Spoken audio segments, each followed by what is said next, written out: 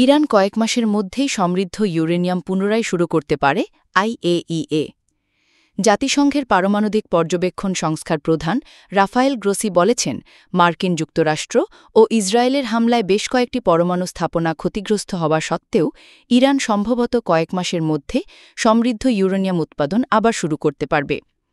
শুক্রবার ২৭ জুন মার্কিন সংবাদমাধ্যম সিবিএস নিউজকে দেয়া এক সাক্ষাৎকারে একথা বলেন তিনি। ইরানের পররাষ্ট্রমন্ত্রী আব্বাস আরাগচি বলেছেন, যুক্তরাষ্ট্র ও ইসরায়েলের হামলায় পারমাণবিক স্থাপনায় গুরুতর ক্ষতি হয়েছে। তবে তিনি বিস্তারিত কিছু জানাননি। অন্যদিকে মার্কিন প্রেসিডেন্ট ডোনাল্ড ট্রাম্প জোর দিয়ে বলেছেন, ইরানের পারমাণবিক কর্মসূচি কয়েক দশক পিছিয়ে দেওয়া হয়েছে। কিন্তু আন্তর্জাতিক পারমাণবিক শক্তি সংস্থার মহাপরিচালক গ্রোসি বলেছেন, এখনও কিছু টিকে আছে।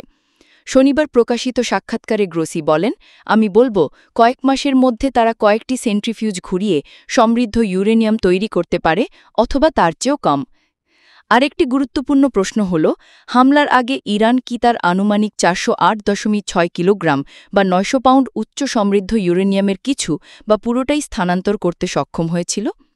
তিনি বলেন, এই ইউরেনিয়াম ৬০% পর্যন্ত সমৃদ্ধ করা হয়েছে, যা বেসরকারি ব্যবহারের মাত্রার চেয়ে বেশি, কিন্তু অস্ত্র গ্রেডের নিচে। এটি যদি আরও পরিমার্জন করা হয়, তাহলে তাত্ত্বিকভাবে ৯টিরও বেশি পরমাণু বোমা তৈরির যথেষ্ট হবে। তিনি সিবিএসকে বলেন, আমরা জানি না এই উপাদান কোথায় থাকতে পারে, সুতরাং হামলার অংশ হিসেবে কিছু ধ্বংস হতে পারে, আবার সরিয়ে নেওয়াও হতে পারে। সুতরাং একটা ব্যাখ্যা থাকা দরকার।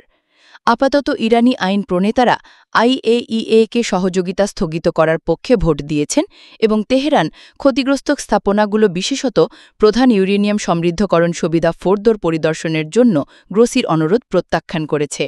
গ্রোসি বলেন, সেখানে কি আছে এবং কোথায় আছে এবং কি ঘটেছে তা নিশ্চিত করতে আমাদের এমন অবস্থানে থাকতে হবে যাতে আমরা তা যাচাই করতে পারি।